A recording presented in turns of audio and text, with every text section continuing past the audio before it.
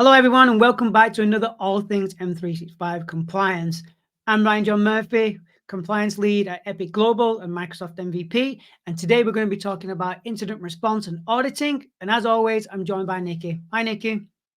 Hi, Ryan. Welcome, everyone. Welcome to All Things M365 Compliance. My name's Nikki Chappell. I'm a Principal Cloud Architect at Cloudway and a Microsoft MVP in Security and Microsoft 365 Apps and Services. And today we're joined by Purav. So welcome to our podcast. Would you like to just introduce yourself to our audience? Yeah, sure. Thanks, Ryan and Nikki, for having me. I'm Purav Desai. I'm a Microsoft 365 incident responder in financial services, and with over 4 years' experience across the whole Microsoft security stack. And yeah, really eager to speak to you guys because Purview Compliance is a sort of an emerging tool technology, and I think a lot of people can gain a lot of value from entertaining it. Yeah, indeed. And yeah, thanks for joining us, Prav. It really does help us out. So, incident response and auditing. Now, everybody knows that M365 has its auditing capabilities, right? But in your opinion, as an incident responder and going through those audits, what's your first thought on those? Yeah, so it can be quite a kind of a challenge initially to just understand like the record types, the operations, right? So like let's say very simply you want to know when someone downloads a file in SharePoint. Okay, so what would you do? If you didn't exactly know what you're looking for, maybe you do sort of a wildcard search for like a file name and then look at all the operations. And then you'll slowly get to grips with things like file downloaded, file recycled, file uploaded, etc. And all those kind of operations are grouped within a record type. So you've got record type for like SharePoint, record type for Exchange. But initially it's quite a minefield. I kind of almost wish Microsoft gave you some use cases to say, hey, if you wanted to see file activities, these are the kind of operations you could run. And that was definitely one of my first challenges to just figure out how things are structured and then, whether you're going to, and I'm sure we'll come onto this, but whether you're going to send those audit logs to a seam to then filter, or you're using the native capabilities to filter to find what you're looking for. But my first impressions was this is a vast minefield and I really don't know what sort of data I'm going to get. One thing I could recommend to people new to this, do your own kind of scenarios, right? So you upload a file to a SharePoint, you download a file from a SharePoint because you know what activity you did, and then marry that up with the logs and see what representation you have in the logs based on what you did. So yeah, I'll stop there before I get too ahead of myself. But yeah, that was my first impression that this is quite a minefield, and I just started looking at my own activities, and that allowed me to kind of translate to the logs as well. Yeah, I think that's a really good example, actually, because they are quite complex to look at when you open one up. So yeah, having those like examples and everything, yeah, I think it's a great way to learn how to use it.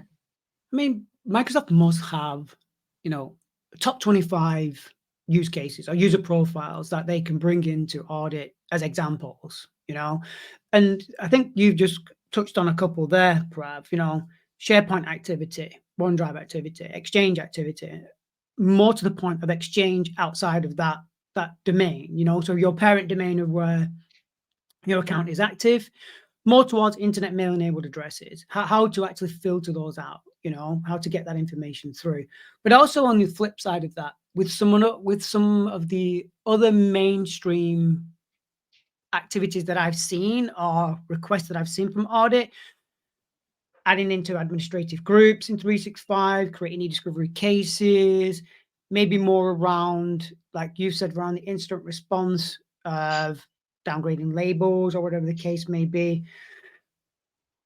I know the information's there, and those record types are very hard to understand. So maybe Microsoft could build a dictionary out as well of what comes with each of the products or the data group types. But once you've got that information and you're sifting through it within that Excel spreadsheet, how easy do you find it to find all of the mappings or all of the topics, subjects put together? Do you think it's easy or do you think it's quite complex?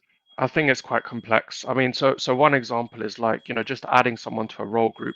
When you add someone to a role group, it doesn't give you the kind of member UPN, so user principal name. It will give you the kind of member exchange GUID, right? And that GUID again means nothing to no one. So you almost need to decipher that GUID. And one way you could do that, I suppose, is that Excel spreadsheet that you've outputted, Control F for that string, see where else that may occur, right? So you touched on e-discovery. E-discovery is a great one because all the e-discovery operations have a common key in the case ID. So if you then filter on that case ID, you'll see operations like case created, custodian added, query performed, data exported, case closed, etc. But you really need to kind of build your own, yeah, like you used a good word there, dictionary, to kind of combine those events together. And I think Microsoft could do a better job. So initially, when I, for example, got first access to the Purview portal, I got curious myself to say, okay, well, I've just been given an administrative role. How does this look like in the audit logs, right? Because if a suspicious member, insider threat, whatever, was added to a role group, we'd want to be able to understand that. And that's why I then realized that you have to use things like Exchange PowerShell. So you do something like get-user or get-mailbox to basically resolve that GUID that I mentioned earlier to the member, to the actual UPN. So you could say, hey, Joanne or whatever user was added to this role group. But to answer your question, yeah, they definitely don't make it easy. There's a lot of kind of hidden fields, and combining them to different operations and different record types is a real challenge. Yeah, it certainly is. It certainly is. And I think let's stick with the e-discovery one at the moment in time, right? Because I personally, over the last 2 years of being with Epic, have worked a lot with e-discovery. And I mean a lot, doing like maybe three projects a week since I've been here. And one of the main things customers ask from me outside of the training of how to use the actual tool is, how do I audit this activity? How can I be sure that someone's not logging on at 5 a.m. on a Sunday, creating a case, bringing the CEO or whoever directors of those as data sources and filtering through the data in a review set, trying to find information out and then closing the case out and then deleting the case, because I know it creates an email in the background and it's a very, very, very generic email that you get. Okay. How can I be more proficient with this? How can I provide some integrity within the business when people are creating e-discovery cases? And I just tell them simply Sentinel, because within Sentinel, what you can actually do is a lot more. And you can basically create KQL queries to essentially say, tell me every time a case is created. I want to know the case name. And you touched on something just a moment ago, Purav, where that case ID, that value, that actual GUID is unique to only that case. So anything that happens within that case, you can simply see through. Now you have to use both of those values, because where the case created, case closed, and case deleted has the case name. But everything else, from adding data sources in, adding members into who they belong, let's say there's a group in EMEA where you have to bring them in, or even compliance boundary, for example, they're mapped in there. But like you said, it's the GUID. Okay. And that GUID might not mean anything to anybody. And if you're within Sentinel and you do a search on that GUID, it might show you 50 items, but not show you the name of the GUID. So then I'm having to go into Azure AD to try and find out the actual GUID itself. But more importantly, you can actually see the data sources in there, any queries that have been run, and any particular holes that have been applied to that user. Now, you can have that simply emailed to you every time that happens. And you can literally go and get all of those items that you have an interest in and email to you. Whereas the default auditing, you're having to go through the Excel spreadsheet. And it's kind of like putting a jigsaw together. I know you can filter through the query, but if you're having to have any more in-depth investigation on that, it does make it a lot harder. And I'm sure from what you've just said there, you'll concur. Yeah, I mean, so one thing you could do in Sentinel, you could probably make like a workbook. You can also do this in a third-party SIEM, right? So let's say you've got Splunk, you could make like a Splunk dashboard. So it could show you, the last 7 days case created, and then if you click on any of those, it would populate below panels to say, this was the custodian added for that case, this was when it was closed, and so on. And that really sort of empowers your auditing and forensics capabilities. And I think you touched on a great point initially to say, you were asked like, how is this going to be audited? Because insider threats, like you rightly said, could create any discovery case, think that they're evading detection by just, like you said, exfilling data and closing the case, but they wouldn't realize that it's being audited. But again, you would need, like you said, those detections or, passive or active threat hunting to actually find those. But yeah, the case ID, I'm glad that exists in those operations, because slightly tangentially moving away from e-discovery just for a second, if you create an inbox rule on the Outlook client, there's an add inbox rule operation. It doesn't have the rule ID. But yet when that rule is modified later on or deleted, there is a rule ID. So again, you've kind of got that gap. So if you wanted to form a life cycle of that inbox rule, you can't just do it with the rule ID. So at least with e-discovery, and that's one part that's really impressed me in terms of auditing, is everything for that case, like you said, is tied to that case ID. Yeah, yeah. I think there's other areas as well in the auditing where items are created that specific item ID is not created straight away. Mm, I can't remember off the top of my head what it is. And I think I think it is e-discovery, where if you're creating a case and then you go in and add the team members in, let's say they're, a American and a compliance boundary, they're not actually added in at the first part.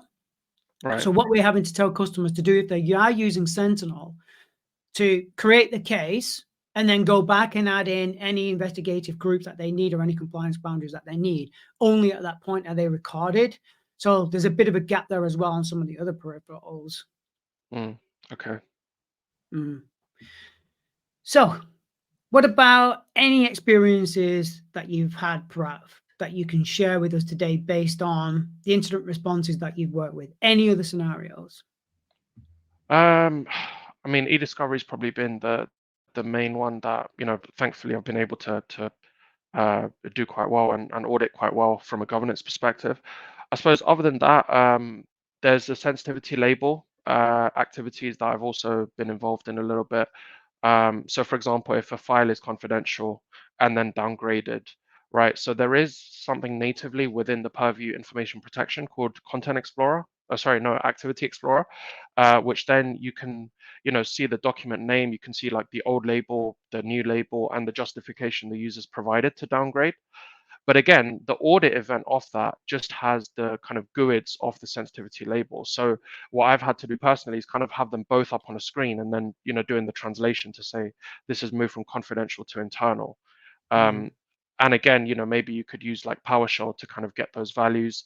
I think we spoke about it before the show started to say have a watch list in Sentinel. So you've got your static labels for, these are the GUIDs of the sensitivity labels and these are the meaningful names. And in Splunk or third-party seams, you could probably ingest some sort of CSV to achieve the same. So that's been one. The other one, one thing that happened somewhat recently was SharePoint. So if someone, for example, accesses a SharePoint site, or they create like a list within SharePoint, they then add columns, they delete the columns and so on. Again, the SharePoint list is just identified by a GUID. The way you'd know that what it means is because there's an object ID property, and the object ID property shows you the whole URL. So it'll be like, whatever.my.sharepoint.com/list/ whatever the name of the list is /column. So then that, because it's in between the two slashes, you can kind of make a reasonable assumption that that must be the list ID. And then you could do like a wildcard search for that list ID and see all the operations like list created, list updated, and list deleted, etc. So that's also been quite helpful. But I think the biggest thing is like I touched on at the start, just doing your own scenarios to then audit so that if those events were to occur as part of a security incident, you're better informed as to where to pivot to and where to look at. But yeah, mainly it's been around sort of e-discovery, a little bit on information protection, and a little bit on SharePoint. Exchange Online is also another one, I suppose. So when I was first getting access to Exchange Online, I think I touched on this just now, but to get to understand how role groups are kind of operations on role groups are done, add role group member, remove role group member, etc. So those are kind of some sample use cases, I suppose, that I've worked on so far. Okay, so let's go back to sensitivity labeling, because again, I mean, me and Nikki talk about this all the time with other podcast guests, but for me, I think the default auditing from Microsoft is adequate. Okay, it gives you the information, but let's take your scenario you just touched on there. If a document is highly classified and someone downgrades that to public, okay, they're going to add a justification in. All right, or they should, if you've configured it correctly. There should be a justification added into there. Now, you're not going to know about that until you actively go looking in the default auditing, right? Or in the auditing logs themselves. Now, with Sentinel, and from my opinion, Sentinel does give you that advanced logging, monitoring, and alerting piece. What I've done for customers is a couple of things, all right? So using Sentinel, as you mentioned there, with a watch list. So building that watch list out with those grids and those names and doing a lookup on that watch list to say, hey, I want you to tell me whenever a document has been downgraded from highly classified to public. And then as a second scenario, and that email has been emailed out, that item has been emailed out. Or as a third scenario, the item has been copied to USB. Or just simply where it's been downgraded, because nothing should be downgraded if it's from highly classified down to public. Now with Sentinel, you can build out a simple workflow, maybe 4 or 5 lines, and you can achieve that every time it happens. And again, like you mentioned before, Purav, you can build a workbook out, or in the background, you can have some automation with a playbook to just say, every time this happens, send an email into the Security Operations Center, and they can take a look at it from that perspective also. You're right. If you don't have the watch list, you're just going to get that grid, and continuously trying to map those grids to what's inside of the Purview portal, which people wouldn't really have access to if they're working on a SOC. It's an impossible task. So that watch list is there really to give them that insight to say, okay, I know that these 2 grids are matched to these two names. So now I can make a full discovery and produce a full investigation on that item being downgraded. Secondly, from that, just sticking with, go on, Nikki, do you want to jump in there? No, I was just going to say, you can also put in things like people who are allowed to downgrade labels. So, for example, you're working on your latest quarterly or yearly release for the stock exchange. It's highly confidential until the public statement is released, and then you are going to drop down legitimately to a public label, and that should only be controlled by a particular group of people. So I think Ryan was mentioning before this that you can manage that by a dynamic security group to say anybody in this dynamic security group can legitimately download it, downgrade the label, and then you can kind of remove that from the noise and then focus on the real use cases where people shouldn't be downgrading. And for that, would you need to add to Nikki's point, would you need a dynamic watch list for those users then that are allowed to modify those groups, right? Yeah, so exactly. Watch list in Sentinel. Yeah, sorry, probably didn't mean to cut you off. Yeah, exactly. So let's talk about that for the moment, right? Because having that dynamic group mapped to that watch list and continuously updated, it does use a Graph API, of course, to make that connection between the two and keep it updated on a regular basis. So if you're proficient in using Graph API, or you have an issue with that because you're using so many of them in your environment, as I have with other customers, it's just something to take into consideration. But using that dynamic group into a watch list, I've used for many different scenarios, okay? The first one being, as Nikki's just alluded to, the priority or privilege of actually being able to access those highly classified documents, and then obviously having the ability to downgrade them. So if you're trying to access something that you shouldn't be having access to, the watch list will basically say, if users not in this watch list and they're trying this particular action, let me know about it. Okay, that's one way we've been able to help customers out. But going back to your earlier point, Purav, when it comes down to the actual user being added to groups, we've also done it from that perspective as well. So I've built out KQL queries to say, here are the e-discovery investigators in our environment. Now, if anybody's trying to get into the Purview portal to try and get into any of the e-discovery cases, then we'll know, because we have had a case where somebody shared a link, the actual case link, to another individual when they shouldn't have done, and they've tried to access that as well, okay? The flip side of that as well is global admins, people being put into, global admin groups or security admin groups or any customized groups that they've created. If you're not specifically in that watch group, as I say, and people are constantly trying to get access to them, you've got one or two things. You can either do what you said before, Purav, and have that workbook created and have them amalgamized in there, or a simple email into the SOC to manage that. You would never get that from the default auditing. And don't get me wrong, I'm not bashing the default auditing today. I think it does its job to a point. But for most of my customers, specifically with them being big financial companies or insurance companies, they want real-time auditing. And I just don't think the default auditing gives them that. Yeah, I mean, so that's a great point. One thing is, if you're using the default sort of Purview audit compliance portal to consume, right, you're limited to quite a few filters. Like they've recently added the ability to search by operation name, which is great, right? If like you're looking for file downloaded, you can add that in. Why wasn't that in from the start? Because with Sentinel or with Splunk or third-party SIEMs, right, you could do like operation equals whatever it equals or does not equal or contains this kind of string and find those. So I think you're right. I think maybe for the first instance, it's great for people to be able to use the native and then export to CSV. But I think the real power comes in when you've got it in a third-party SIEM or Sentinel, and like you said, using watch lists or automation rules to really empower you. And I think the other thing is sometimes, without kind of getting too specific, I suppose, but some of the logging events repeat the fields over and over. Like how many times do you see like user key and then user ID and they're all the same value? And it's like, why not just have one property that encompasses them all? And I've also seen that those values, user key, user ID, so on and so forth, can take different output. So one could be the SMTP address, one could be the alias name, one could be a shortened, version of that name. Then they're not really consistent, and I can understand in some aspects that when the applications that are developed, they might not be able to use the UPN and publish the UPN. It might just be a different value that it really relies on. Like Exchange pretty much relies on the SMTP address, okay, for everything.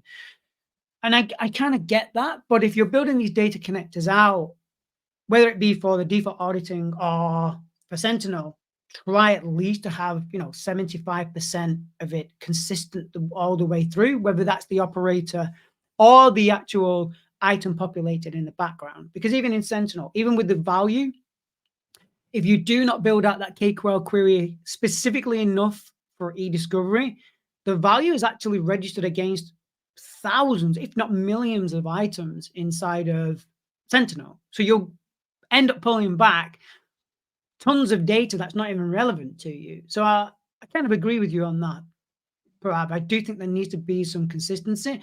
And also you mentioned there as well around having the operator in there. It would be good if the default auditing could actually you could actually build it out based on a scenario as well. So, if someone's created a file and then deleted a file, if somebody's created a Teams channel, uploaded a file and then deleted that Teams channel, that could lead to exfiltration. If those scenarios can be built in, it makes your job a lot easier. Yeah, and there should be like a getting started to Purview audit, right? Top 5 scenarios or something, top 5 security scenarios. And I just don't think that kind of exists. Like, to be honest, like a lot of community content or even Microsoft Docs content for audit is quite limited. So I've kind of, sorry, shameless self plug, I suppose I was going to mention it, but like I've started kind of a GitHub called Deciphering UAL, where like I'm picking those kind of scenarios, right? So one we didn't touch on earlier, but there's something called the tenant allow block list in Defender for Office. And typically if you add like a URL there, any emails with that URL would not come to the organization.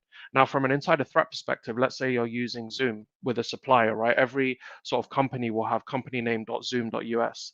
So if you're doing legitimate business with like supplier one as a company name, you could add supplier1.zoom.us to the tenant allow block list, and that way no emails with that link, would come through. Thus, you're disrupting operations, right? And there's an audit event for that called like new tenant allow block list, something like that, which will show you who added it, what they added, any notes that they added, when it expires, things like that. But again, that would be great for an insider threat scenario. So coming back to your point about, the scenarios, that could be one of them if someone's trying to disrupt operations in this way. Another one is like Team Zap. So you may know recently they've added the ability to 0-hour auto purge, which is what Zap stands for Teams messages. If someone was to switch that off, you'd want to know that, right? Because if you're an insider threat or you're working on behalf of a threat actor, colluding with them, you may switch that off and then get the threat actor to send the message, thus bypassing your detection and evading defense evasion, basically. So all these kind of things could be sample scenarios that Microsoft could pick, but they haven't. And I mean, I think a lot of things with Microsoft, the community has been brilliant. When I first was coming up to speed with Purview compliance, your guys' podcast was brilliant. Ryan, I know I spoke to you privately about e-discovery as well. People like Peter Rising. There's a lot of people in the community that are just kind of adding much more value to the typical Microsoft products. And yeah, that's what I'm kind of hoping with my GitHub series as well, to like really explore Microsoft forensics from a scenario perspective. And one thing I've done, like specifically around Exchange Online, is like if someone gets added to a role group, then that role group is modified and then the role group is removed. So someone following those 3 different pages on my GitHub could kind of get an idea of the life cycle. Yeah, I'm not sure if that went off the question or off the topic that you were saying, No. but yeah, basically to summarize, I think Microsoft Docs is great, but they could definitely do a lot more better. Maybe they could have some sort of interactive wizard, right? Like give you something when you first go to the Purview portal, be like, hey, are you trying to do X? And maybe we haven't touched on it yet, but Copilot, right? Obviously, Ignite was this week. Copilot would be great to say, what are you trying to find out? Like what are you, what's your input, what's your output? And like you kind of mentioned there, the scenario of the label being downgraded, you could say if original label is this and new label is this, how does that look like in the audit logs? And maybe it could present you some sample. So yeah, I think as well, it would be good, and I know it's available in the security portal with Defender. If Microsoft could bring the key KQL language into audit as well, and have simplicity of not being able to click on a lot of drop-down boxes, where you could just have the option to use the editor, type in a KQL query into there. A, that would be so much quicker, and B, I think it would actually be more accurate. And you could literally filter out then, and based on my e-discovery example, where you have to choose the name and the actual case ID, and map them together and say, where you see these two, give me everything that's for these two. Because if you do it generally from the audit, you're just looking for every e-discovery activity, right? You're not really filtering down on the process of providing integrity to a specific e-discovery case or investigation to an e-discovery case. So I think that would be a massive benefit to audit if you had some type of KQL language to filter on initially. So just to comment on that, so I guess for your audience, they're probably more familiar with KQRs in keyword query language or maybe Custo query language, but they're both called the same, right? So when you say KQL to audit, do you mean e-discovery keyword query language or Custo query language? I'm thinking more Custo, because the KQL for keyword query, that's fine if you want to create a collection and run a search against, because I think it's more developed towards that particular area. But I'm kind of thinking more on the Custo query language. And if it's something that, as an incident responder or as an auditor, you need to learn, if it's going to enhance your job and cut cost and cut time, I think it's valuable. Specifically if you're working in a security operations center, if you're brought in to do both elements of Defender and Purview, which I don't think to date I've ever seen anybody just dedicated to security and dedicated to compliance, to the compliance Purview portal. There's always been that split across the two. Whether you're doing incident response because of malware or whether you're doing incident response because of DLP, you cut across the two. And if Sentinel's in your environment, you're going to know Custo query language to a degree. If you can bring that into the auditing and do it within there and just basically segment that just for the likes of you, Purav, because you only work in compliance, like I say, it speeds up and it generates more accurate results from what I say. Sorry, Nikki, And I I think think I cut you off. Oh, sorry, go on, Nikki. No, I thought I cut you off before, Nick, No. Sorry, Purav, go on.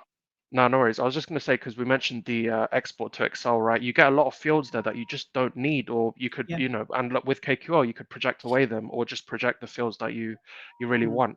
So I think in terms of saving time and presenting a more accurate and useful output, I think that would be a great suggestion. If Microsoft are listening, maybe they'll roll that out in the future. But yeah, that would be pretty cool to have. Oh, sorry, go on, Ryan. No, I was just going to say, maybe I'll tag a few people from the audit team. Because it will be nice. Like, for example, again, going to the e-discovery one where you have the query editor, but then you have like the kind of GUI that you can make your own, the drop downs and filter. It would be nice if they had that to audit. So for people less comfortable with KQL, maybe they do have to go through the kind of rickroll of, the different drop downs and so on. But for people more competent in KQL or want to try it, they at least have that option. I think that's a really good suggestion. Yeah. I agree. And I think the other thing is be able to maybe hook it out with something like Power BI as well. So you've got some data and it might be based on dates and you want to see some trends or something over a time. Sometimes it's easier portrayed in a graphical format rather than a big list of text as well. So it'd be nice if that could be hooked in, just to give it a bit more, because at the minute it just seems like it's just storing the raw data. It's the basis of something. but really you've got to use a third-party tool to actually really make any use of it. Yeah, I agree. We just done some work for a huge insurance company, and they was not overwhelmed with the auditing within 365 at all, to the point they actually decided to deploy Sentinel. Now, they was working on a big DLP project as well, and one of their main focuses was exactly that, Nikki. They wanted to have some visual artifact at the end of the week, at the end of the month, at the end of the quarter, where top senders to internet emailing over addresses, top sensitive information types that have been hitting a DLP policy, so on and so forth. You're never going to get that from default auditing. So we did a big piece of work with them in Sentinel to basically bring all of those top 20, top 25 scenarios that they had throughout that week, the month, the quarter, whatever that may be. I basically just publish it into Power BI in the background, and they had this big chart up on the screen with all this information on. So it's definitely possible via Sentinel. And even if they just minimized it, Nikki, Purav, and just said you can only have your top 5 via the default auditing, because they will want to push you towards Sentinel. Even that helps, to have that visualization of what's going on in your environment without additional work. Yeah, I mean, so again, coming back to kind of what we spoke about earlier about e-discovery, right? Like people do want to know the whole life cycle of an e-discovery case, auditors especially. 3 months down the line, they'll be like, well, why did you make this case? It would be nice if it said like case created, case, custodian added query, kind of like the whole life cycle. Because within the e-discovery general settings, it does show you when the case was created and when the case is closed or updated. So it would just be nice if it kind of filled in the gaps. And one thing that I forgot to mention earlier is like there is an operation called query updated, right? So if someone changes the query, edits it, so on. What would be really nice in that audit event is if it showed you the query beforehand. Yeah. It doesn't. There's not like an old section, old, like values, whatever, and then new values, etc. Like the Azure AD, for example, record type has a modified properties field. And so that will show you what exactly changed. Because if something changes, people want to know, well, what was the previous value? And unless you've documented that before, you have nothing to compare to. And another one is like, for example, the I think I touched on it earlier, but the tenant allow block listing. If someone created that, let's say now, and then 6 months later modified it, you may not have the original event anymore of what it was set to before. So you would see that it changed, but again, you'd have no way of knowing what it was before. And it's only if you'd had queried it with PowerShell within the time frame and maybe captured that as a screenshot or evidence that you'd have some sort of value. So I think it would be great if Microsoft could do that, because they maybe when the change is committed, maybe they take a snapshot of the existing value before they commit that change and present that in the audit log. It's funny you mentioned the query there, Prav, because I think it was last week or the week before, I had a customer actually ask that question. So we know that these 5 queries were run, Ryan, and these queries were run last week, but another 3 queries have been run this week. Why do I not get the old query versus the new query? Now, I'm going to go back to Sentinel again. With Sentinel, you can actually do that. And I worked out a way to do that versus the timeline. So where the old query was run and then where the new query was run, we put like a calculation in at the time. And what it actually did, it brought back all the old queries and all the new queries together in a single pane of glass. And that was emailed out to the people that needed it. And then they could therefore see the differences in the queries. Now, luckily, it was just basically changing the date ranges to either a closer or a more extended time out. There was nothing suspicious going on. But what we always say is that, lots of queries will be created, and we do advise you to try and amend the query in the collection if you can, rather than having just lots and lots of collections that are doing pretty much the same thing, where a week here, a week there, a year there, a year there. But you're never going to get that from the default auditing unless you export that Excel spreadsheet out and start to look through that case ID. And again, that's time and money that people just don't have. Plus, you want to be able to be aware of that in real time within a few minutes of it happening. And Sentinel's really the only product that's going to give you that. No, yeah, I think I'm not surprised another customer asked for it. I think it's really important from a forensics perspective. Again, if an insider threat was to go in and mess up a query, or add like a wider criteria, for example, to get more emails than they should see as part of a case or an incident, you'd want to be able to have that evidence, defensible evidence, to discipline them, raise it to HR, whatever you need to do.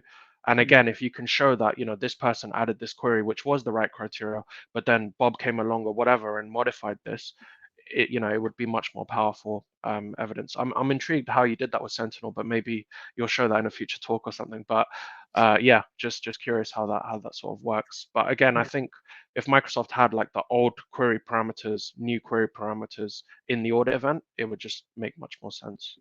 Yes. Well, all of my KQL knowledge with eDiscovery will be soon available. I won't tell you how because I can't just yet, but I'm doing a bit of work in the background with another MVP. We have something special coming out next year all around eDiscovery, and I'll let people know closer to that time. So I'll bear all in there, Purav. But in the meantime, as always, I'm more than happy to help. Anything from your side, Nikki? No, I think really just listening to this conversation, I think it's kind of clear in my head that the Purview Audit Centre is fine for an ad hoc if you're not doing it very much.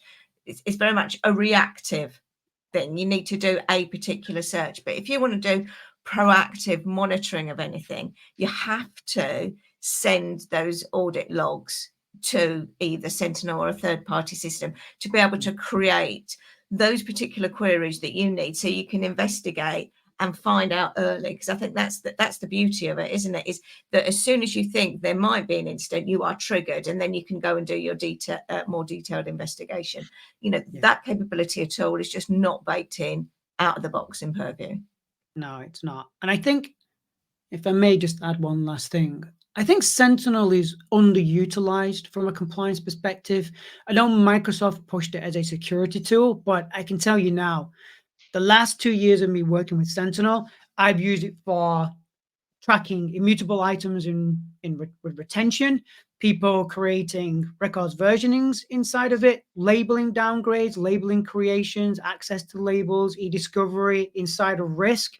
And I know Microsoft starting to populate the Microsoft Information Protection data connector, but I still think there's even some small bits with that, and we've mentioned them today around the naming convention rather than the GUID, that are still missing, that Microsoft can do a lot more with. So if you're ever in a position where you feel the default auditing just isn't giving you enough, and you do have Sentinel or you do have budget for Sentinel, it will certainly give you that advanced logging, monitoring, alerting when it comes to the compliance stack. So please give it a try out. I think And one on thing that, oh, sorry, go on. sorry. I was No, going go to ahead. say they need to almost have a Purview compliance data connector. Like the information protection one is great, and I think now they've added insider risk management to it. But there's so many other elements of Purview that just aren't coming through Sentinel natively, and you're relying on the audit log, which is Yeah. fine. But obviously, a native data connector would present the data in a much more digestible way. Maybe it would come with workbooks. Maybe it will come with analytic rules. Like as a solution, right? Because now I've only learned this recently, but Sentinel does everything through the Content Hub now.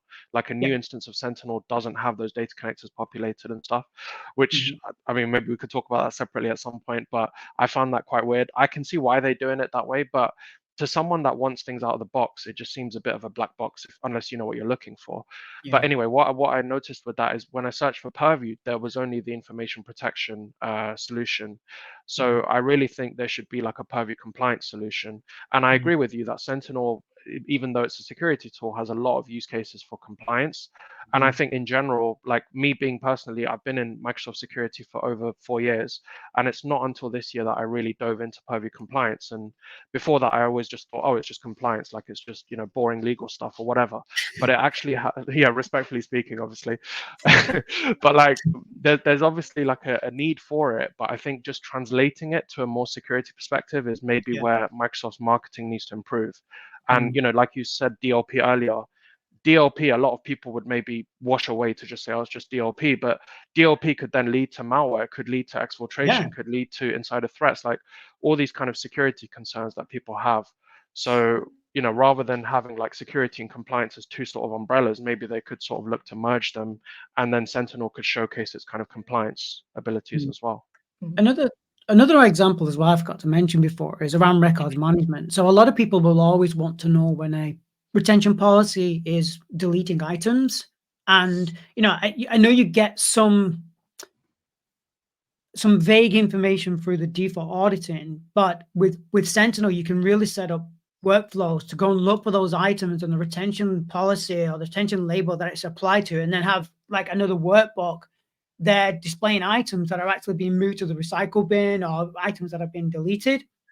Again, when it comes to disposition reviews as well, if you have a really strict defensible disposal program, Sentinel will pick up those items that have gone into disposition. And again, you can have that in some type of visual artifact where you can say, you know, the first three reviewers have committed for this data to be deleted.